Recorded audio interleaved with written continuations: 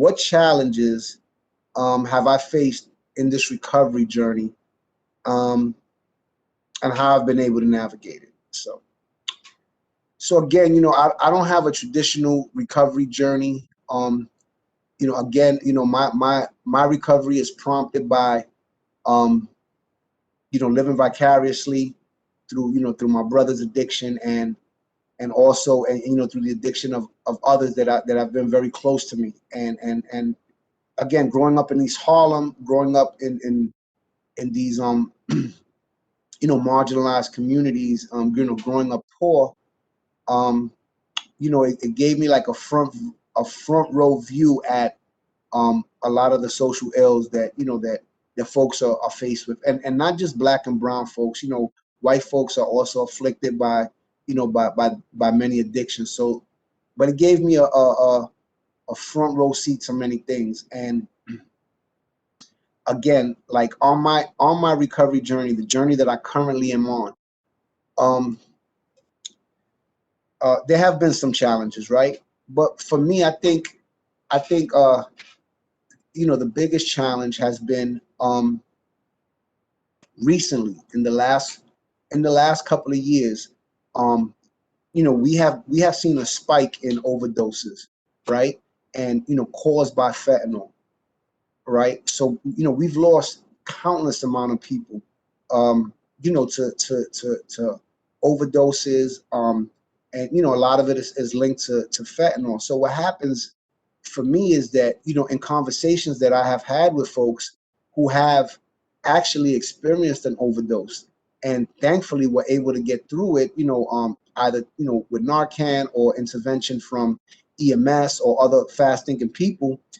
I think a challenge for me is knowing that people are willing to continue this dangerous behavior, knowing that many of the locations where you can buy heroin or even cocaine, that you never know what you're going to get. You never know if it's laced with fentanyl.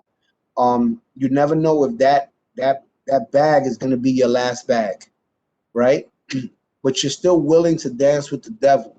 That's a challenge for me. That's a challenge. The challenge that I say is, how do I get through to folks that are in their addiction, right? They are knee deep in their addiction and are willing to put their life on the line, um, for the sake of the high, for the sake of the addiction.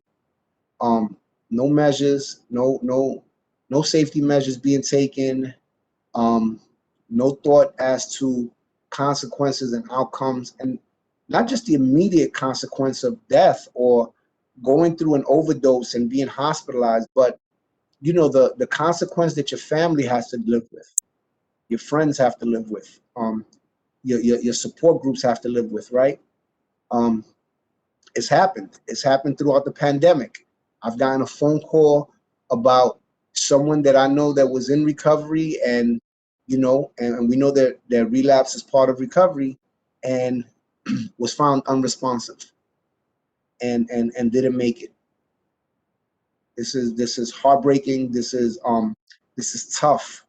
This is tough in my work life, but it's tough in my recovery journey, because it makes me revisit a time where death was right around the corner for someone that I loved and I cared about, for someone who was entrenched in heroin use. So it's a big challenge. The challenge is, how do we get through? How do we connect, um, with those that are afflicted with addiction, that are willing to really sacrifice everything, for the sake of a high. Um, yeah, that for me has to be one of the biggest challenges. How I navigate it, is is day to day, right? So I may speak about someone's journey, and where they wound up, where they were found unresponsive in a hotel room, or in a bathroom, or in a bed, laying in their bed in a shelter. So yeah, there are some challenges associated with this recovery journey, and ultimately, like I would say, is, um how do I connect with those that are afflicted with addiction, to help them on their journey.